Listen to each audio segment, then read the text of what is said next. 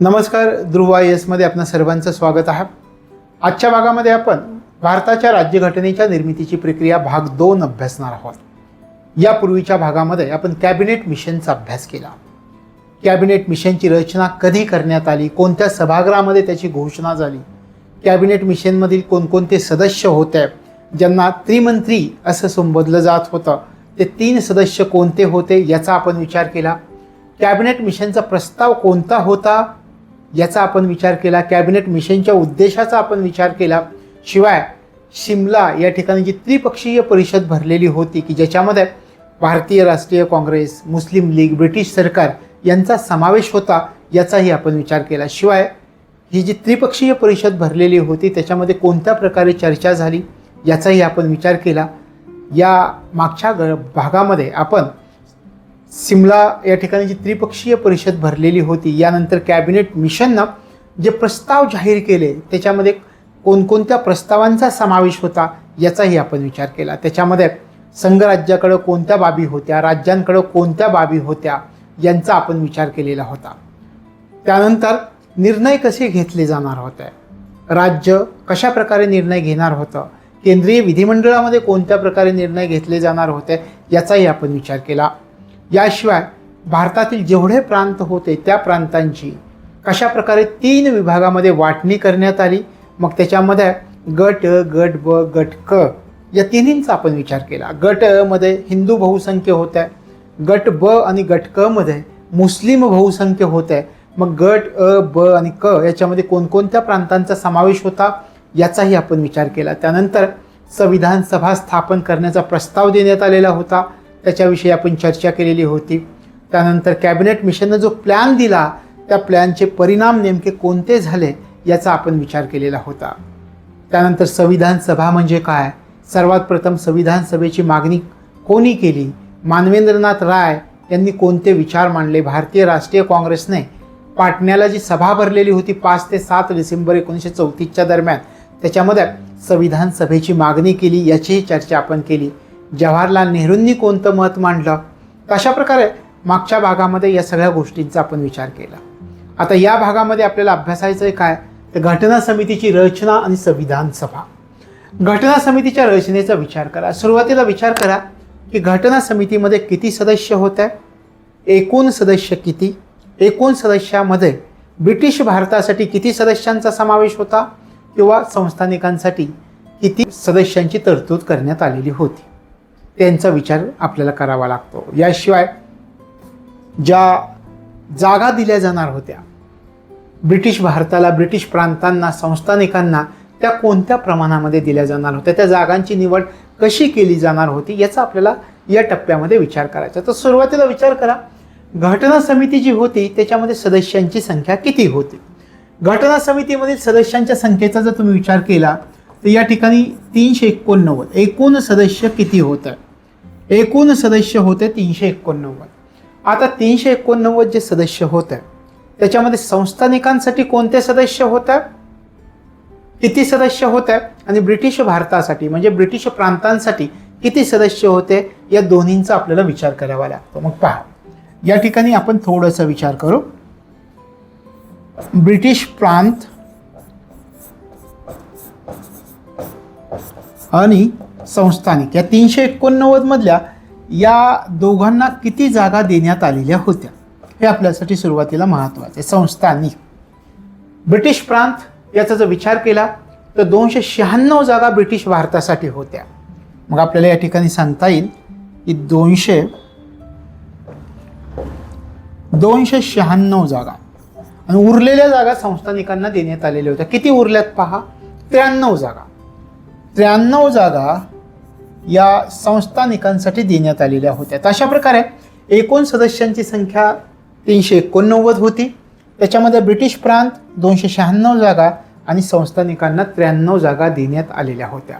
आता थोडासा विचार करा, हे जे प्रांत आपण म्हणतोय आणि संस्थानिक आपण म्हणतोय त्यांना ज्या जागांचं वाटप केलेलं होतं ते जागांचं वाटप कशाच्या आधारावर करण्यात आलेलं होतं. आपल्याला विचारतील की या जागांचं वाटप केलं खरं, पण या जागांचं वाटप कशाच्या आधारावर करण्यात आलेलं होतं. तर या जागांचं वाटप लोकसंख्येच्या आधारावर केलेलं होतं, हे लक्षात ठेवायचं. कसं केलेलं होतं जागांचं वाटप? लोकसंख्येच्या आधारावर. लोकसंख्या आधार काय मानण्यात आलेला होता? तर लोकसंख्या. तशा प्रकारे हे या ठिकाणी सुरुवातीला लक्षात ठेवा. एकूण जागांची संख्या 389. त्यांची विभागणी करण्यात आलेली होती ब्रिटिश प्रांत आणि संस्थानिकांमध्ये. ब्रिटिश प्रांतासाठी 296 जागा होत्या, संस्थानिकांसाठी 93 जागा होत्या. या जागा ज्या दिल्या जाणार होत्या त्या कशाच्या आधारावरती दिल्या जाणार होत्या असं जर आपल्याला विचारलं तर लोकसंख्येच्या प्रमाणामध्ये किंवा लोकसंख्येच्या आधारावर या जागा दिल्या गेलेल्या होत्या. आता या ठिकाणी विचार करा थोडासा ब्रिटिश प्रांतांचा.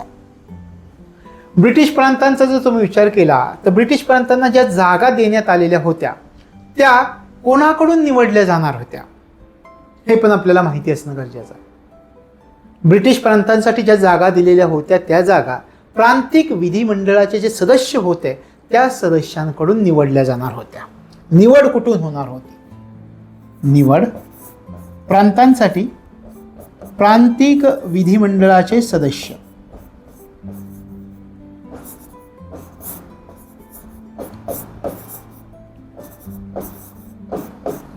प्रांतिक विधिमंडळाचे सदस्य. तशा प्रकारे ब्रिटिश प्रांतांना ज्या जागा देण्यात आलेल्या होत्या त्या जागांची निवड कोण करणार होतं? प्रांतिक विधिमंडळाचे सदस्य करणार होते.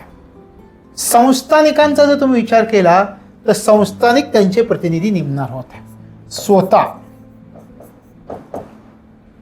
प्रतिनिधीची निवड करणार होते संस्थानिक. त्या ठिकाणचे जे राजे होते प्रतिनिधींची निवड.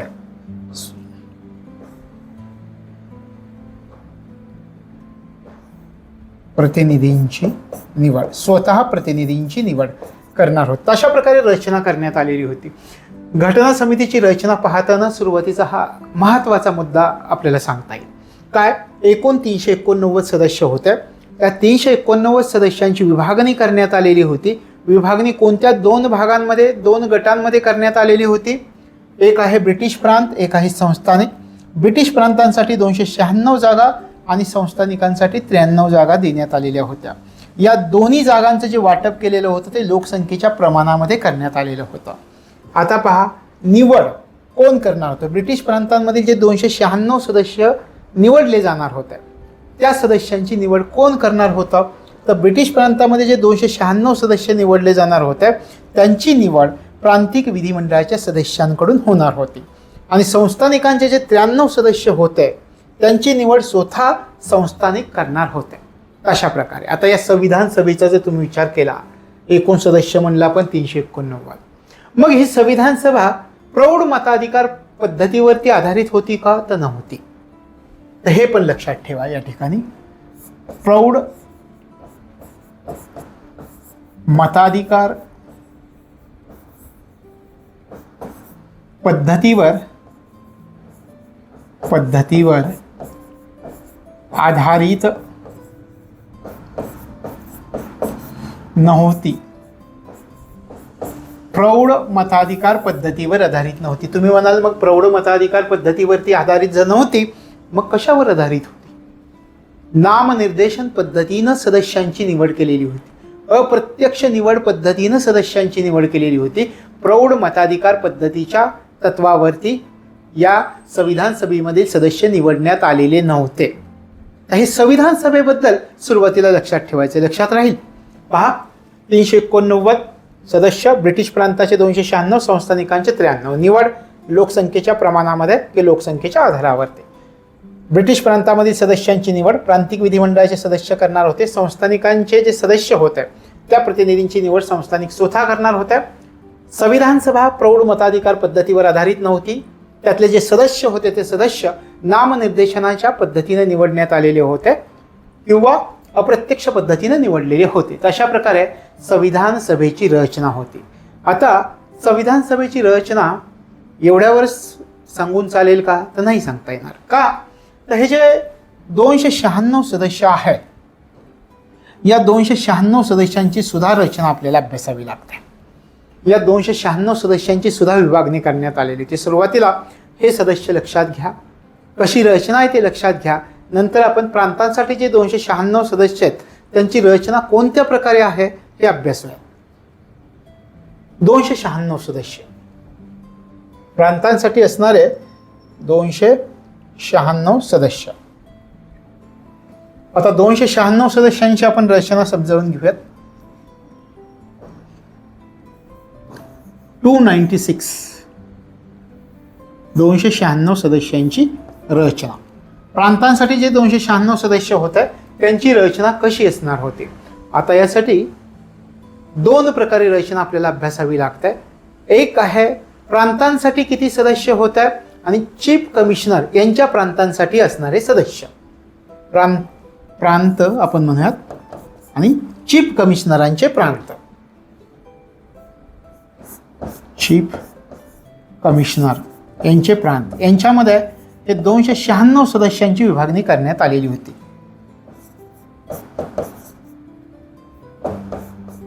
चीफ कमिशनरांचे प्रांत लक्षात आलं. 296 सदस्य जे होते प्रांतांसाठी त्यांची रचना प्रांत. आता या ठिकाणी किती प्रांत? 11 प्रांत. 11 प्रांतांमध्ये किती सदस्य आणि चीफ कमिशनरांच्या प्रांतांसाठी किती सदस्य अशा प्रकारे विभागणी करण्यात आलेली होती.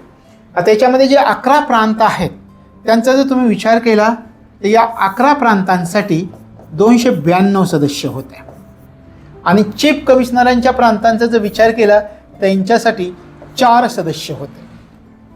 अशा प्रकारे 296 सदस्यांची रचना करण्यात आलेली होती. 11 प्रांतांसाठी 292 सदस्य आणि चीफ कमिशनरांच्या प्रांतांसाठी 4 सदस्य. आता चीफ कमिशनरांचे प्रांत जे होते त्याचा जर आपण विचार केला तर 4 प्रांत होते त्यांचे. 4 प्रांत. या 4 प्रांतांसाठी 4 सदस्यांची रचना करण्यात आलेली होती. मग ते 4 प्रांत कोणते हे पण आपल्याला परीक्षेमध्ये विचारतात. ते 4 प्रांत कोणते पहा. दिल्ली, अजमेर मारवाड,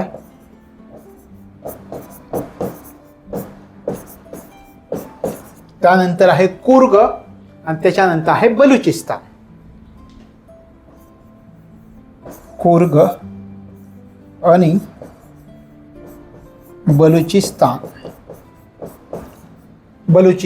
अशा प्रकारे ह्या 296 सदस्यांची रचना. 11 प्रांतांसाठी 296 मधले 292 सदस्य, 4 चीफ कमिशनरांचे प्रांत होते. त्या 4 चीफ कमिशनरांच्या प्रांतासाठी प्रत्येकी 1 सदस्य म्हणजे 4 सदस्यांची रचना करण्यात आलेली होती. अशा प्रकारे ही रचना आपल्याला समजावून घ्यावी लागते. एकदा बघून घ्या. ह्याच्याचा एक प्रश्न आपल्याला विचारला आहे परीक्षेमध्ये, ते आपण पाहूयात. 389 सदस्य ब्रिटिश प्रांतांसाठी, 296 संस्थानिकांसाठी 93. हे सदस्य निवडले गेले लोकसंख्येच्या प्रमाणामध्ये किंवा लोकसंख्येच्या आधारावर. ब्रिटिश प्रांतामध्ये सदस्यांची निवड प्रांतिक विधिमंडळाचे सदस्य करणार होते. संस्थानिकांमधले जे सदस्य होते संविधान सभेचे 93 त्यांची निवड संस्थानिक स्वतः करणार होते. हे जे संविधान सभेमधील सदस्य होते त्यांची निवड प्रौढ मताधिकार पद्धतीवरती आधारित नव्हती. नामनिर्देशन पद्धतीनं त्यांची निवड करण्यात आलेली होती. याशिवाय अप्रत्यक्ष पद्धतीनं त्यांची निवड करण्यात आलेली होती. हे लक्षात ठेवायचं.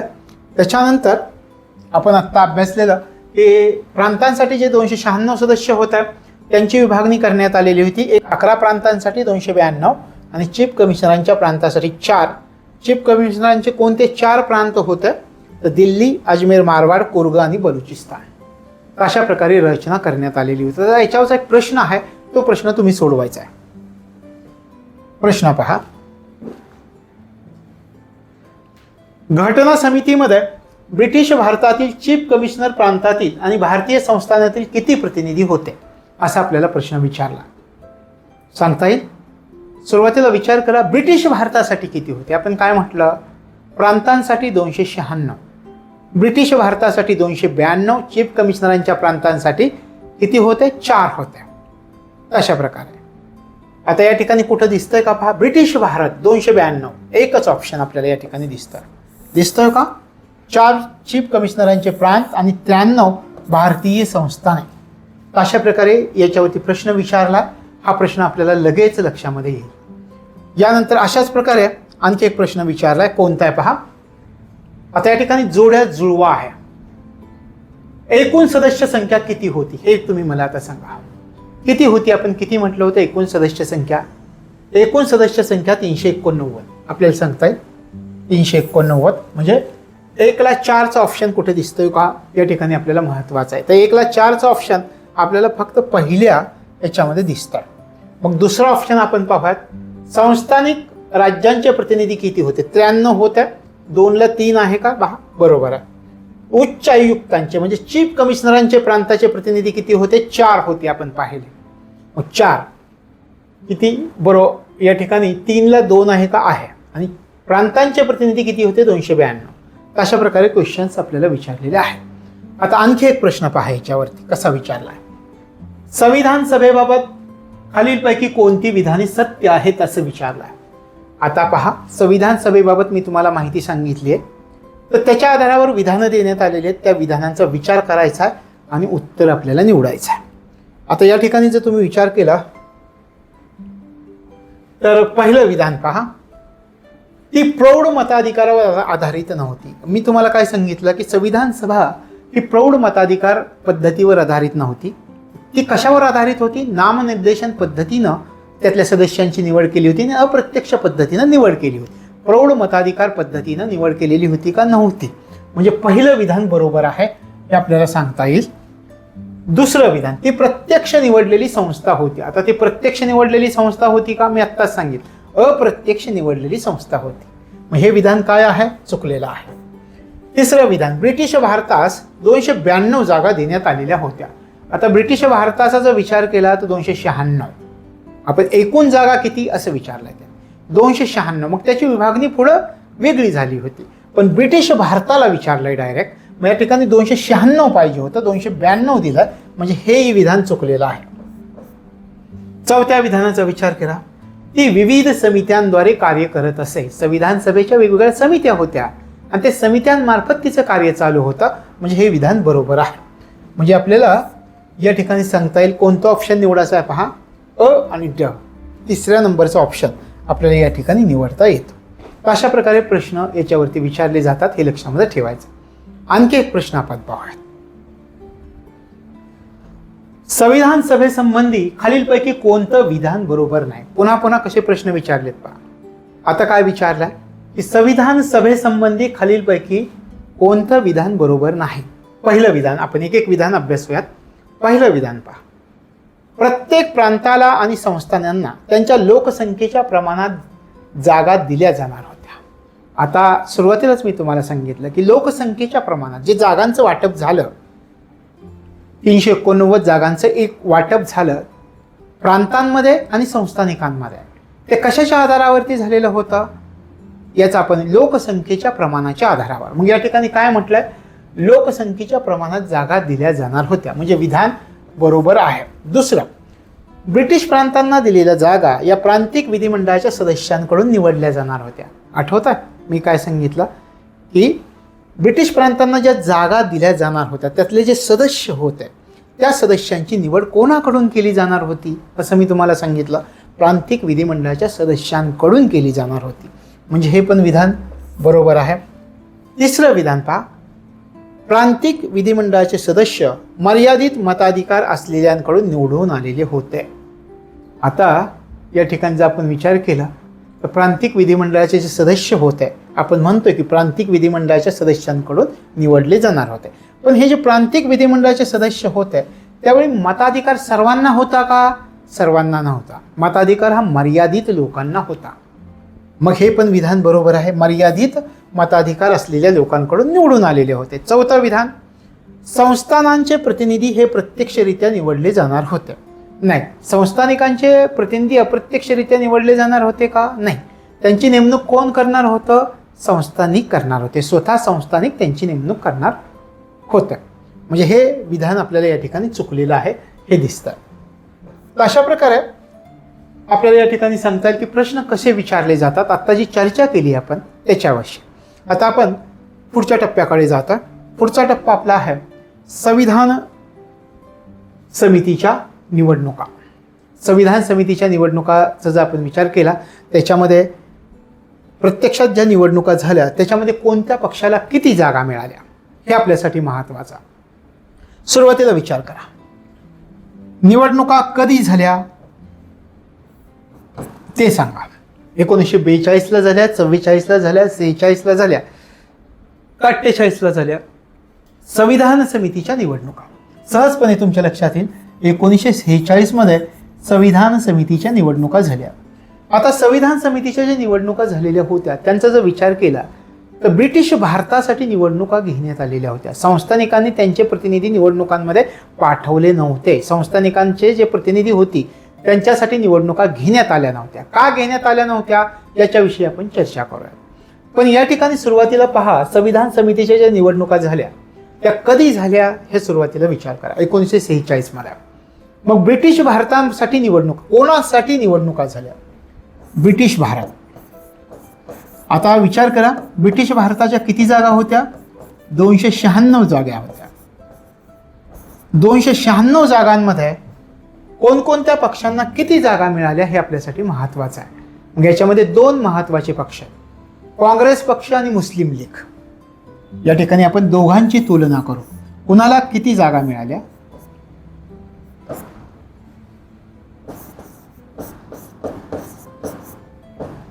काँग्रेस पक्ष, मुस्लिम लीग. काँग्रेस पक्ष, मुस्लिम लीग या दोघांना सर्वात जास्त जागा मिळाल्या. काँग्रेस पक्षाचा विचार केला तर 208 जागा मिळाल्या आणि मुस्लिम लीगचा जर विचार केला तर मुस्लिम लीगला 73 जागा जिंकलेल्या होत्या. 73. आणखी कोणाकोणाला जागा मिळाल्या? मग याच्यामध्ये अपक्षांनी 8 जागा जिंकलेल्या होत्या. आपल्याला सांगता येईल अपक्ष 8 जागा. 7 जागा उरलेल्या ज्या होत्या त्या वेगवेगळ्या पक्षांना मिळालेल्या होत्या. वेगवेगळे पक्ष, 7 पक्षांना 7 जागा मिळाल्या होत्या. म्हणजे प्रत्येक पक्षाला एक एक जागा प्राप्त झालेली होती. अशा प्रकारे 296 जागांसाठी निवडणुका झाल्या. त्याच्यामध्ये सर्वात जास्त आपण उल्लेख केल्याप्रमाणे 208 जागा या काँग्रेस पक्षाला प्राप्त झाल्या, मुस्लिम लीगला 73 जागा, अपक्षांना 8 जागा आणि उरलेल्या 7 जागा 7 वेगवेगळ्या पक्षांना प्राप्त झालेल्या होत्या. तर अशा प्रकारे 1946 मध्ये निवडणुका झाल्या संविधान सभेच्या. आपण उल्लेख केल्याप्रमाणे संविधान आणि त्याच्यामध्ये ब्रिटिश भारतसाठी जे 296 सदस्य होते त्यांच्यासाठी निवडणुका घेण्यात आलेल्या होत्या. हे लक्षामध्ये ठेवायचं. अशा प्रकारे 1946 मध्ये आपण विचार केल्याप्रमाणे 296 जागांसाठी संविधान समितीच्या निवडणुका घेण्यात आल्या. आता या निवडणुका झाल्या. या निवडणुका कोणत्या पद्धतीने झाल्या तर आपल्याला सांगता येतं एकल संक्रमणीय मताद्वारे प्रमाणशीर प्रतिनिधित्व पद्धत.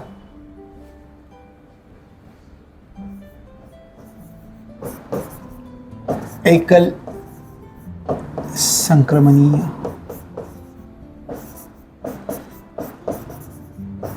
मताद्वारे प्रमाणशीर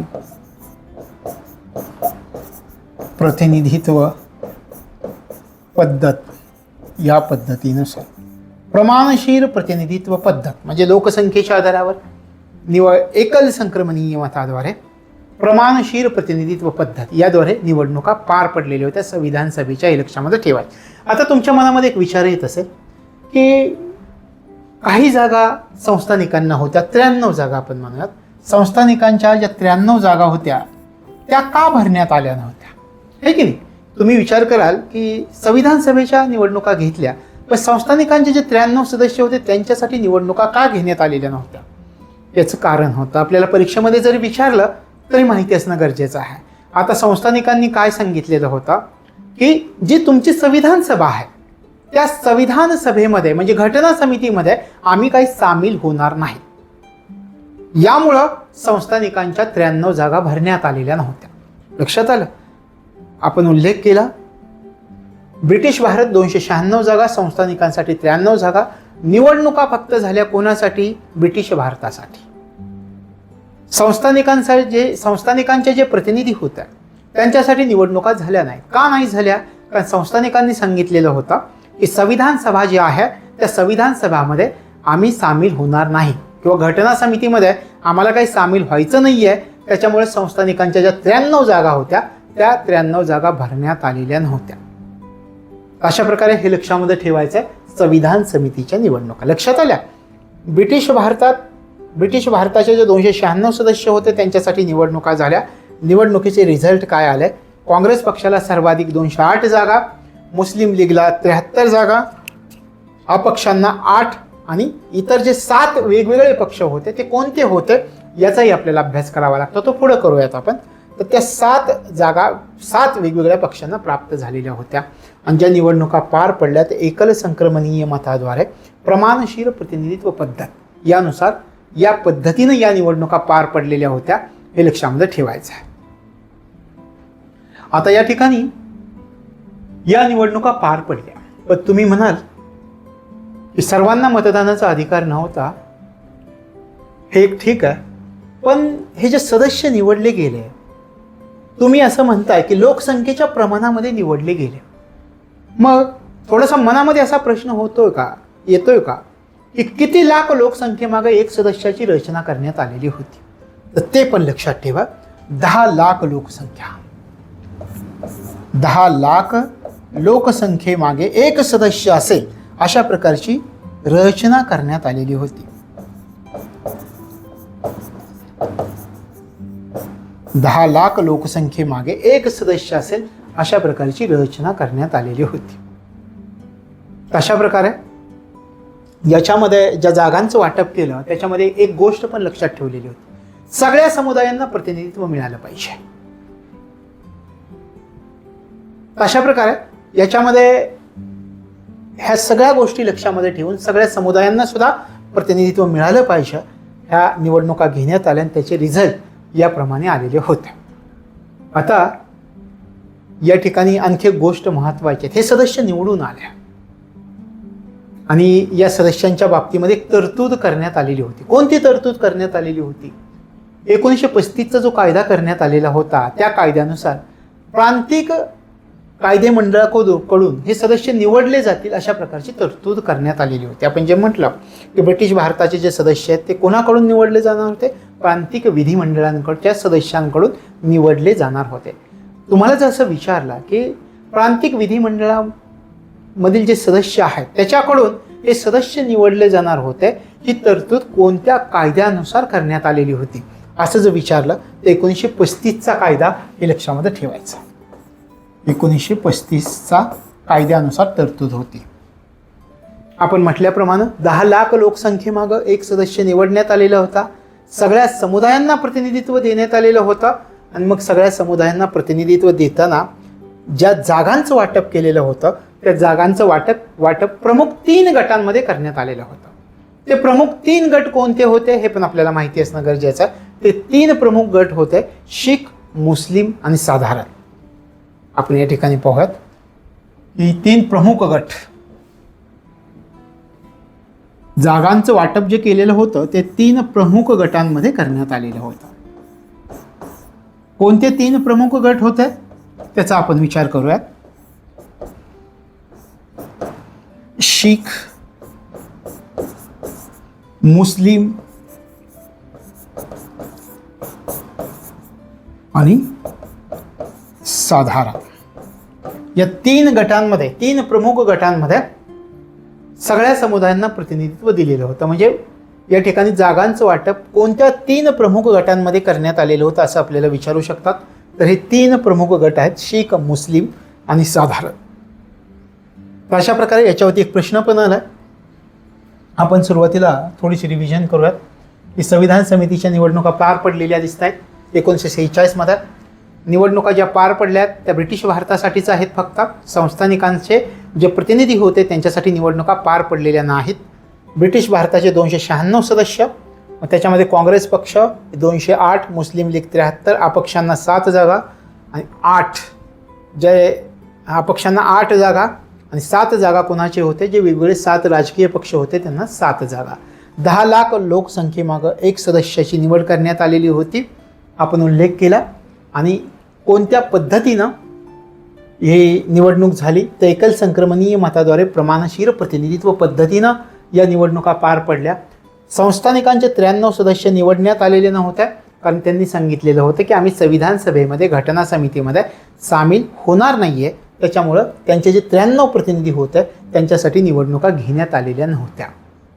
याचा आपण विचार केला. शिवाय आपण असं म्हटलं की प्रांतिक कायदे मंडळाकडून जे सदस्य निवडले जातील त्याची तरतूद कोणत्या कायद्यामध्ये होते. तर 1935च्या कायद्यानुसार प्रांतिक कायदे मंडळाच्या सदस्यांकडून हे सदस्य निवडले जातील ही तरतूद करण्यात आलेली होती. आणि सर्वात शेवटी आपण अभ्यासलं की सगळ्या गटांना, सगळ्या समुदायांना प्रतिनिधित्व मिळालं पाहिजे या दृष्टिकोनातून 3 प्रमुख गट करण्यात आलेले होते. ते 3 प्रमुख गट होत्या शीख, मुस्लिम आणि साधारण. आता याच्यावरती आधारित एक प्रश्न आहे, तो प्रश्न आपण अभ्यासूयात.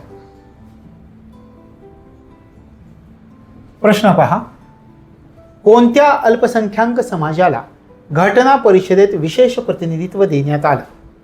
शीख, ख्रिश्चन, अनुसूचित जाती, अनुसूचित जमाती. या ठिकाणी आपण काय म्हटलेलं आहे पहा, शीख, मुस्लिम, साधारण असं म्हटलंय. त्यातलं तुम्हाला या ठिकाणी कोणतं दिसतंय पहा? शीख, ख्रिश्चन आहे का? नाही. अनुसूचित जाती, जमाती म्हटले का? नाही, शीख. अशा प्रकारे कोणत्या अल्पसंख्याक समाजाला घटना परिषदेत विशेष प्रतिनिधित्व देण्यात आलं? तर शीख समाजाला देण्यात आलेलं होतं. हे या ठिकाणी लक्षामध्ये ठेवायचं आहे. आपण उल्लेख केला होता की 7 जागा अशा निवडून आलेल्या होत्या की वेगवेगळ्या 7 राजकीय पक्ष होता. मग त्याच्यावरही आधारित काही प्रश्न विचारले जातात. तर संविधान सभेमध्ये केवळ 1 उमेदवार निवडून आलेले राजकीय पक्ष 7. मग त्या राजकीय पक्षांच्या प्रत्येकी एक जागा निवडून आली होती. तर 7 कोणते राजकीय पक्ष आहेत पहा. त्याच्यामध्ये युनिनिस्ट पार्टी, त्यानंतर युनिनिस्ट मुस्लिम, त्यानंतर युनिनिस्ट शेड्युल्ड कास्ट, कृषक प्रजा पार्टी, शीख, शेड्युल्ड कास्ट फेडरेशन आणि साम्यवादी पक्ष. अशा प्रकारे आपल्याला या ठिकाणी सांगता येईल की संविधान सभेमध्ये फक्त 1 उमेदवार निवडून आलेले 7 राजकीय पक्ष कोणते होते. की त्या 7 राजकीय पक्षांचे एकच उमेदवार निवडून आलेला होता. अशा प्रकारे लक्षात ठेवायचं की कोणकोणत्या पक्षांचा एक उमेदवार निवडून आला होता. हे लक्षात ठेवावं लागेल का? ठेवावं लागेल. याचं कारण असं आहे, त्याच्यावरती आधारित प्रश्न विचारण्यात आलेला आहे. आता पहा प्रश्न कसा विचारण्यात आलेला आहे ते आपण समजावून घेऊयात. हा प्रश्न पहा, कोणत्या राजकीय पक्षाचे संविधान सभेमध्ये केवळ 1 उमेदवार निवडून आले होते? कृषक प्रजा पक्ष, शेड्युल्ड कास्ट फेडरेशन, कम्युनिस्ट पक्ष, अपक्ष. हे आपल्याला दिलेलं आहे. आता या ठिकाणी आपण जर विचार केला तर कृषक प्रजा पक्ष होता का, शेड्युल्ड कास्ट फेडरेशन आणि कम्युनिस्ट पक्ष होता का, या तिन्हींचा आपल्याला विचार करावा लागेल. पाहून घ्या. साम्यवादी पक्ष म्हणजेच कम्युनिस्ट पक्ष, युनिनिस्ट पार्टी, युनिनिस्ट मुस्लिम, युनिनिस्ट शेड्युल्ड कास्ट, कृषक प्रजा पार्टी, सिख, शेड्युल्ड कास्ट आणि कम्युनिस्ट पक्ष म्हणजे साम्यवादी पक्ष. अशा प्रकारे प्रश्न विचारण्यात आलेला आहे.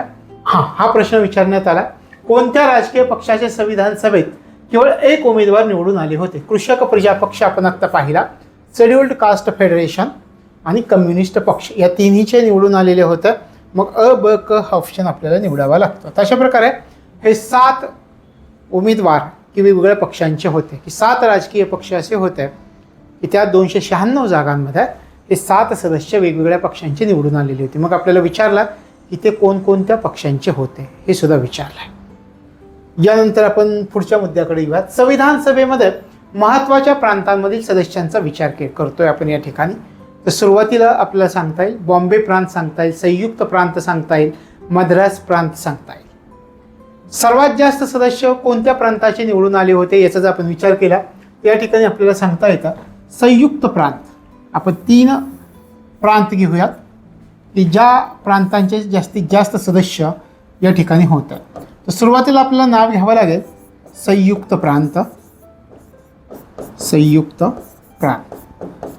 संयुक्त प्रांतानंतर कोणाचे निवडून आलेले होतात याचा जर तुम्ही विचार केला तर बिहार प्रांत. संयुक्त प्रांतानंतर मद्रास प्रांत सांगता येईल आपल्याला, बिहार नाही सांगता येणार, मद्रास. मद्रास प्रांतानंतर मात्र आपल्याला बिहार प्रांताचा उल्लेख करावा लागेल. मद्रास आणि बिहार. आपण या ठिकाणी उल्लेख केला की सर्वात जास्त सदस्य कोणत्या प्रांताचे निवडून आले ते संयुक्त प्रांत. किती निवडून आले होते? 55 सदस्य निवडून आले होते संयुक्त प्रांताचे. त्यानंतर मद्रास प्रांताचा जर विचार केला तर मद्रास प्रांताचे 49 सदस्य होते आणि बिहार प्रांताचा जर आपण विचार केला तर 36 सदस्य होते. 36. अशा प्रकारे हे सदस्य लक्षात ठेवायचे की संविधान सभेमध्ये महत्त्वाच्या प्रांतांमधून निवडून आलेले सदस्य क्रम लावा असं तुम्हाला जर विचारलं तर आपल्याला या ठिकाणी सांगता येतं. आणि या ठिकाणी आपल्या दृष्टिकोनातून, महाराष्ट्राच्या दृष्टिकोनातून 4थ्या क्रमांकावरती जो होता तो बॉम्बे प्रांत होता. बॉम्बे प्रांताचा जर विचार केला तर बॉम्बे प्रांतामधून 21 सदस्य निवडून आले होते 4थ्या क्रमांकावरती. आपल्याला सांगता येईल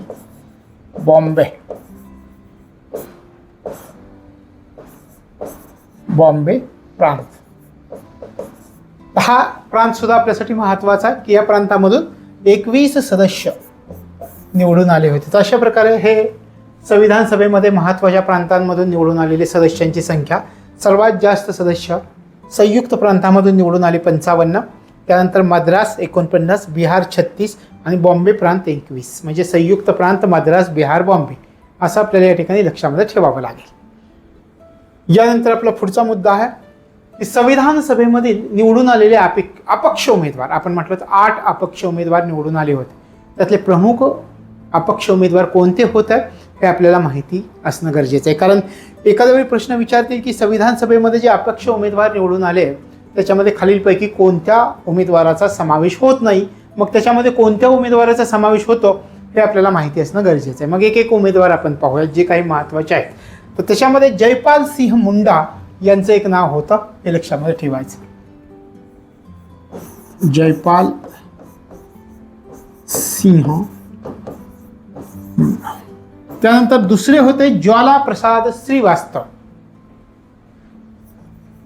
ज्वाला प्रसाद श्रीवास्तव आणि सच्चिदानंद सिन्हा यांचंही नाव आपल्याला या ठिकाणी घेता येईल. सच्चिदानंद सिन्हा.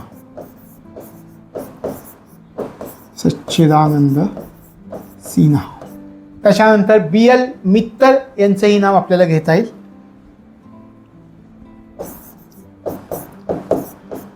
BL मित्तर.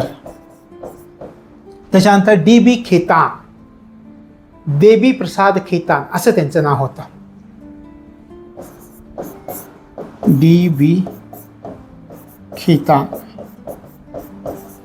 आणि त्याच्यानंतर सगळ्यात शेवटी अल्लादी कृष्णस्वामी अय्यर. तर हे महत्त्वाचे सदस्य काही अपक्ष लक्षात ठेवा की ज्याच्यावरून तुम्हाला प्रश्न सोडवता येईल. कृष्णस्वामी अय्यर, अल्लादी कृष्णस्वामी अय्यर या ठिकाणी हे महत्त्वाचं आहे. जयपाल सिंह मुंडा, ज्वाला प्रसाद श्रीवास्तव, सच्चिदानंद सिन्हा, BL मित्तर, DB खेतान, देवी प्रसाद खेतान आणि अल्लादी कृष्णस्वामी अय्यर. तर हे काही महत्त्वाचे अपक्ष उमेदवार की जे निवडून आलेले होते हे लक्षामध्ये ठेवायचं आहे.